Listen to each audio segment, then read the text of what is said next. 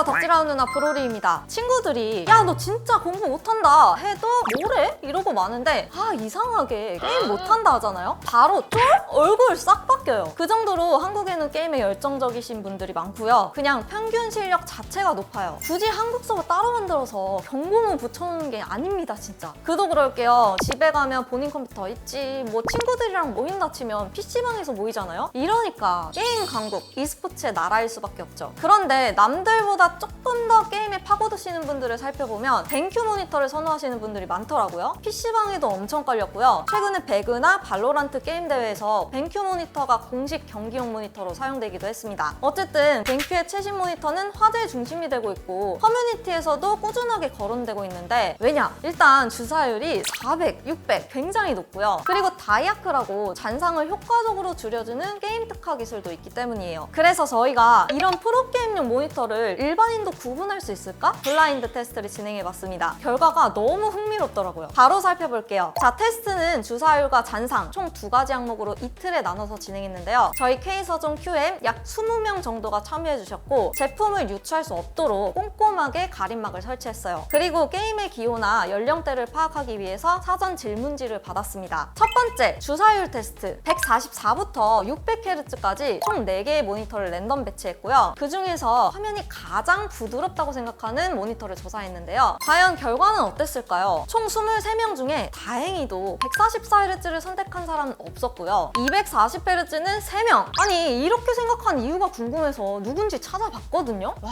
에디랑 볼타? 아니, 이 새끼들 그동안 입만 살았던 거야? 다음으로 360과 600Hz는 놀랍게도 10명으로 동점이었어요. 일단 대부분 144부터 360까지는 확실히 구분했는데요. 360이랑 600Hz에서 한참을 고민하시더라고요. 즉 144에서 360Hz까지는 누구나 쉽게 체감 가능했지만 360 이상은 일부 민감한 분들만 볼 수 있었다, 이겁니다. 자, 그럼 이분들은 4가지 모니터를 가지고 직접 게임을 해보면서 주사율이 높을수록 게임에 유리하다고 생각했을까요? 네, 정말 놀랍게 600Hz를 선택하신 분들은 압도적으로 그렇다는 의견이 많았어요. 아니라는 분들은 단 한 명도 없었죠. 반면 360Hz를 선택하신 분들은 절반 이상이 그렇다고 답했지만 33.3%는 일정 주사율까지만 유리하다고 답했어요. 해석해보자면 600Hz를 선택한 사람들은 직접 경험해보면서 고주사율이 확실히 유리하다는 걸 느낀 것 같고요. 반대로 360Hz를 선택한 사람들은 주사율이 높을수록 좋은 건 맞지만 눈으로 체감할 수 없는 영역이 있기 때문에 그 이상은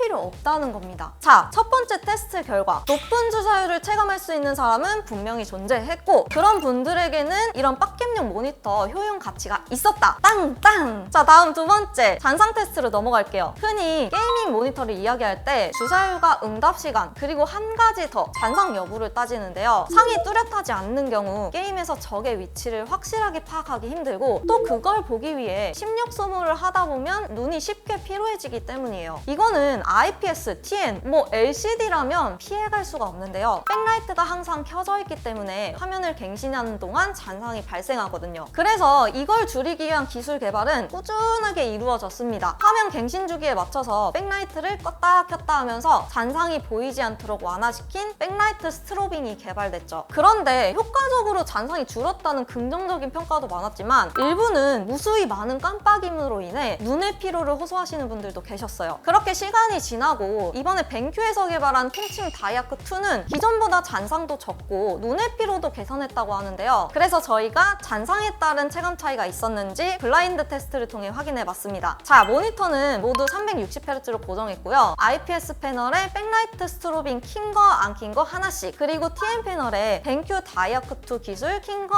안 킨 거 하나씩 총 4대를 준비했어요. 그리고 한 사람당 15분 동안 테스트 화면을 보고 게임을 직접 플레이도 해보면서 어떤 모니터가 가장 뚜렷하게 보였는지 눈의 피로는 없었는지 확인했어요. 자, 바로 결과 확인해보시죠. 총 20명 중에서 IPS 백라이트 스트로빙은 0명, 일반 IPS는 1명, 그리고 TN 기본 상태는 3명이 선택했고요. TN의 다이아크2를 적용한 모니터는 16명으로 확인됐어요. 즉 참가자의 80%가 다이아크2 기술을 사용한 모니터를 선택했는데 사전 질문에서 잔상에 민감하냐는 질문에 그렇다고 답한 6명은 모두 다이아크 2를 선택했어요. 반면 IPS에 백라이트 스트로빙을 적용한 모니터를 사용할 때 미세하게 깜빡인다 혹은 화면이 이질적이다 라고 말하시는 분들도 계셨는데, 이런 걸 보면 확실히 벤큐 다이아크 2가 눈이 불편하지 않고 또렷한 화면을 보여줄 수 있도록 발전을 거듭한 것 같아요. 그러면 이 잔상이 있고 없고에 따라 게임에 도움이 될까요? 이걸 물어보는 질문에서는 45%가 잘 모르겠다,